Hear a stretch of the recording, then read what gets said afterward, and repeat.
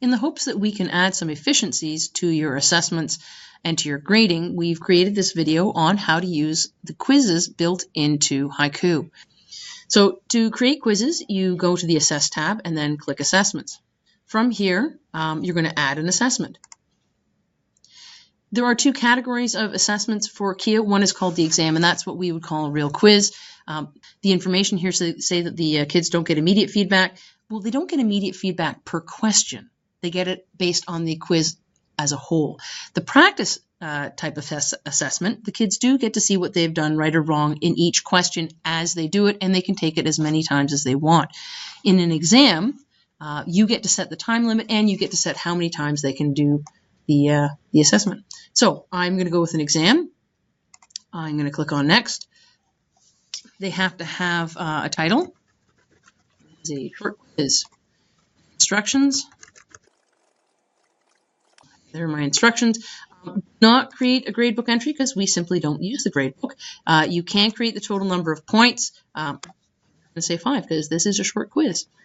Organize is where you can categorize your questions for future use. So yes, creating a Haiku quiz does require some upfront effort, and that is to take your questions that you may have in another format and bring them in. I may be able to actually help you import your questions if they've come from a textbook company, but otherwise it is a matter of manually typing them. But if you organize them, you can search them easily later. So grade, subject, tags.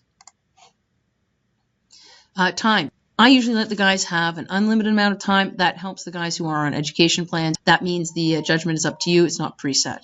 I also typically allow my guys only to take the quiz once. This next part is where a little bit of thought is required. The word randomize, they should actually put in randomized order. Do you want to randomize the order of the questions? I like to. What that means is if the guys are in close proximity, the odds of them looking at the same question on the screen beside them is limited because they've been put in different orders for each kid.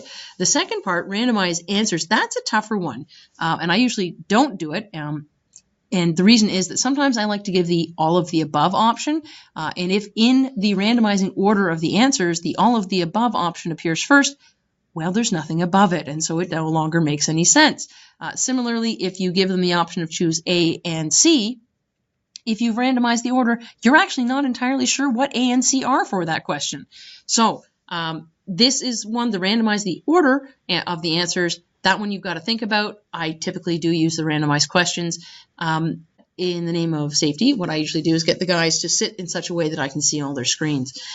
Restricted mode, I like restricted mode because I put a password on the quizzes. There is a web-friendly mode as well, so if you would actually like them to be writing an essay and go out on the internet and find information, you definitely want to use the web-friendly. So I can add questions, good thing, otherwise it's a pretty boring quiz. And these are the type of questions. Now, the bottom 4, fill in the blank, matching, multiple choice, and true, false, Haiku will mark for you, and it will mark it immediately. The kids will then get the results of the quiz right as soon as they click that they're finished. If you have a short answer or an essay question, they will not know any of their marks until you're done answering the essay. And you can provide written feedback, you can provide comments, you can give part marks. It's very, very flexible. So just for the sake of it, let's start with a fill in the blank, just so I can show you what the interface looks like. And the interface is very flexible. You can do all sorts of formatting here. Managing the assessment, in order for guys to actually take the quiz, you have to publish it. So I'm going to click Publish. You can choose the sections, if you have sections. I'm going to restrict the access for password, total points, and I can choose a page that's going to go on. All these things you can change later, of course. I'm going to click Finish, and you're saying, hey, you required a password, and here's where I get to put it in. I click Add. If you want to make sure you have no typos, you can click Show Password. Notice how it converts everything to uppercase. That means that when the kids type it in, they don't have to get the right case either. You can limit the dates, or you can say anytime. Click Save. You may want to add a password for reviewing, which allows the guys to independently go in and check to see what they got right or wrong, and that can help with their learning, obviously. That is done, and my quiz is ready to go. There's a little bit of a preview.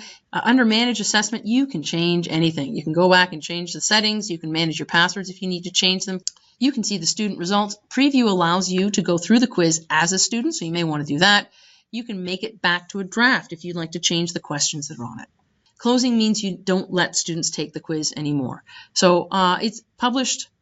I'm good. I'm just going to click away from it. And there it is. It's ready to go. So I can edit anything via the pencils. Again, this is really just a quick intro to the quizzes. Hopefully it is something you find useful. Again, as always, if you have any questions about Crescent technology, please don't hesitate to contact. And most importantly, have an awesome day. Thanks for watching.